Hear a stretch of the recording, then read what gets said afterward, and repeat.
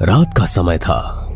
गांव रामपुरा में चारों ओर सन्नाटा पसरा हुआ था। खेतों के बीच से आती ठंडी हवा पेड़ों को हिला रही थी।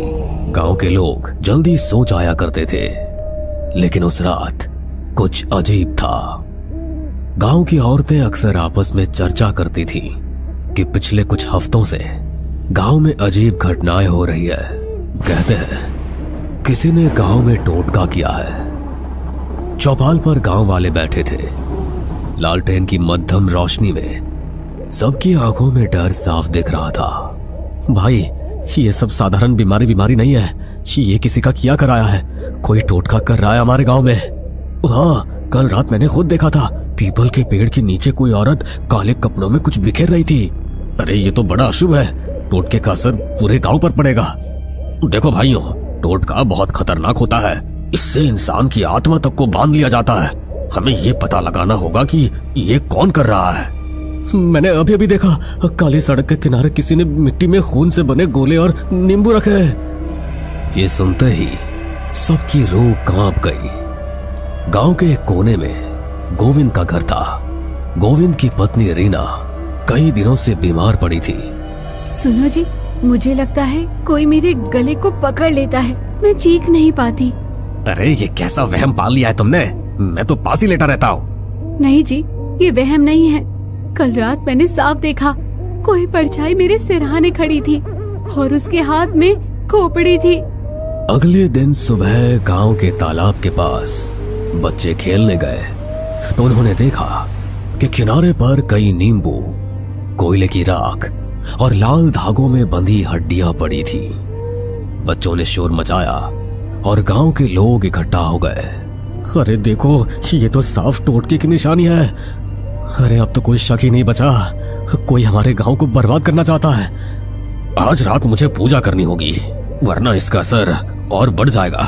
उस रात गांव के लोग डर से जल्दी जल्दी अपने घरों में बंद हो गए। अचानक हवा तेज चलने लगी। नीम और पीपल के पेड़ जोर जोर से हिलने लगे। बचाओ, कोई मुझे खींच रहा है। गोविंद ने उसे कसकर पकड़ लिया, लेकिन उसने देखा कि रीना का शरीर अपने आप दरवाजे की ओर खिंच रहा है, जैसे कोई अदृश्य ताकत उसे घसीट रही हो। पंडित जी, कोई जल्दी आइए, रीना को बचाइए। गोविंद की चीख सुनकर आधी रात में गांव के कई लोग दौड़े आए।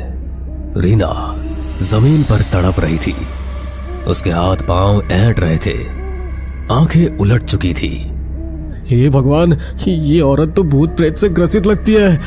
नहीं, ये सब उसी टोटके का असर है। पंडित तुरंत मंत्र पढ़ते हुए कमरे में आए। इसे कसकर पकड़ लो, किसी भी हालत में इसे बाहर मत जाने देना।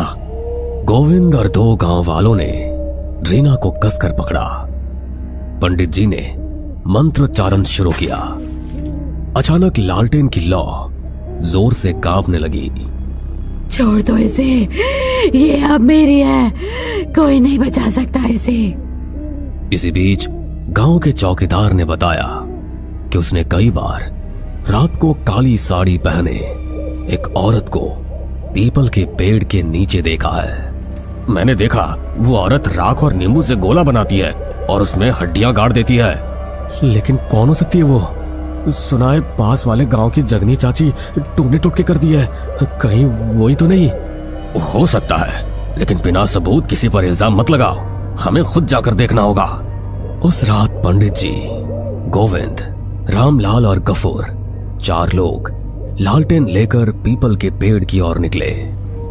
हवा में अजीब सी गंध थी, जैसे किसी ने जानवर की बलि दी हो। पेड़ के नीचे पहुंचते ही सबके कदम रुक गए। जमीन पर राख, नींबू और खून से बनी आकृतियां पड़ी थी और बासी मिट्टी में गड़ी एक मिट्टी की गुड़िया मिली, जिसमें रीना का नाम लिखा हुआ था।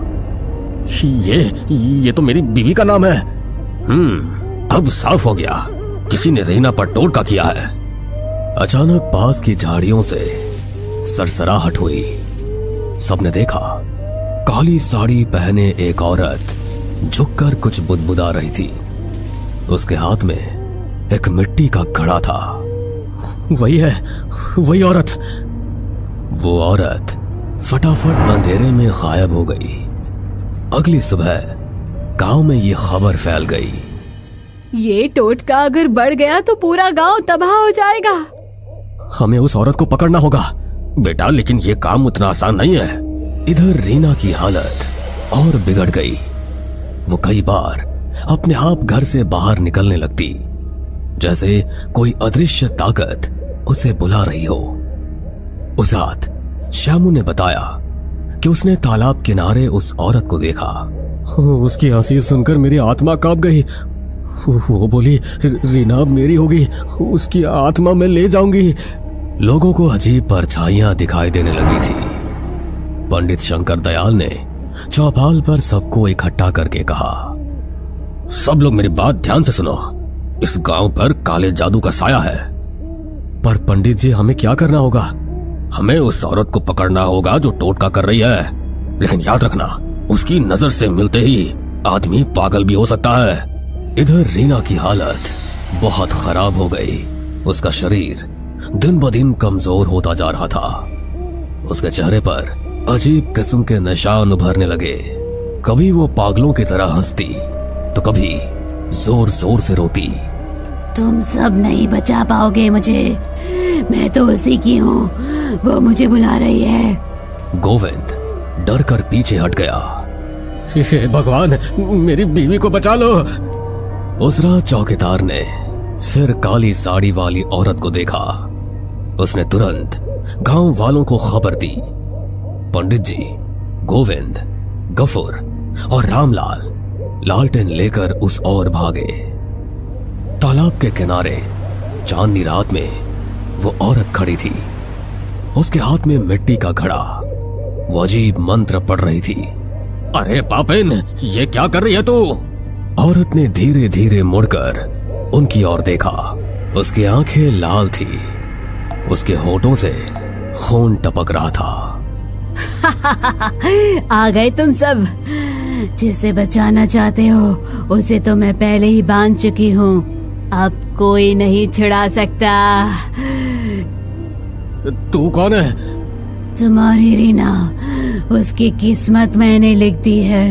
उसके जीवन की डोर अब मेरे हाथ में है। अपना नाम बता, वरना अग्नि देवता की सौगंध खाकर कहता हूँ तुझे मैं यहीं जलाकर भस्म कर दूंगा। मेरा नाम जगनी है। हाँ, वही जगनी जिसका तुम सब ने तिरस्कार किया था। ये तो वही है। हाँ, तुम सब ने मुझे अपशकुनी कहकर निकाल दिया, मेरे बच्चों को भूख से मरने दिया। अब मैं एक एक से बदला लूंगी। और रीना, वो मेरे टोटके की पहली शिकार है। जगनी ने अचानक अपने घड़े से काला तरल जमीन पर फेंका। अचानक हवा तेज हो गई। काले धुएं से चारों तरफ अंधेरा छा गया। उसी वक्त रीना अचानक अपने घर से निकलकर भागती हुई वहां पहुंच गई। उसकी आंखें सफेद थी, चेहरा काला पड़ चुका था। माँ, मैं आ गई। रीना, ये तो क्या कह रही है? देखा, अब ये मेरी बेटी है।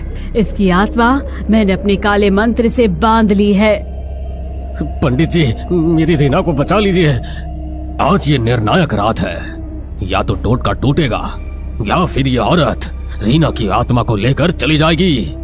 रीना पागलों की तरह जगनी की ओर बढ़ रही थी। अरे दुष्टा, तेरे सारे टोटके मेरी मंत्र शक्ति के सामने टिक नहीं पाएंगे। उन्होंने हाथ में गंगा जल की शीशी उठाई और चारों ओर छिड़कने लगे।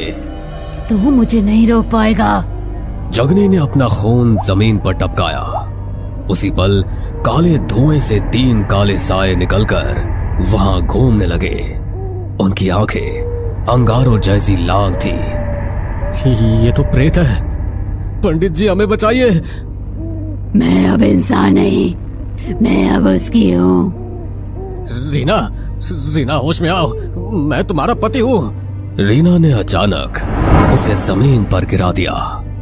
पंडित जी, बचाइए।